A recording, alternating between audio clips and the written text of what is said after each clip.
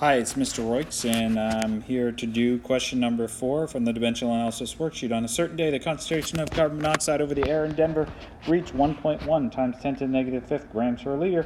How many tons of carbon monoxide was present, assuming the total volume of air was 1.5 times 10 to the 12th cubic feet? So just again, what are we solving for? We are solving for the tons of carbon monoxide. So over here we're going to have our tons of carbon monoxide.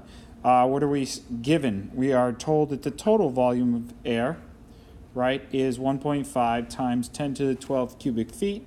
So that is where we're starting, 1.5 times 10 to the 12th feet cubed. And again, our volume, or our density is 1.1 times 10 to the negative fifth grams per liter. So we need to change our volume from cubic feet to liters. So how do we go about doing that?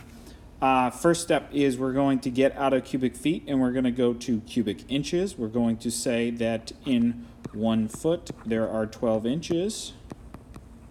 Then we're going to cube those values. We are then going to say in 1 inch there are 2.54 centimeters, and we're going to cube those values. And then we can say that 1 centimeter cubed is equivalent to 1 milliliter. We're good there. Now we can say that there are 1,000 milliliters. And now the last step is we are going to use our density to convert between our volume and our mass. So we are going to say 1.1 times 10 to the negative fifth grams per 1 liter. And then lastly, it's asking us for tons, so we need to convert from grams to pounds. There are 454 grams per 1 pound. And then lastly, we're running short on space, but we need to fit in the fact that there are 2,000 pounds, per 1 ton.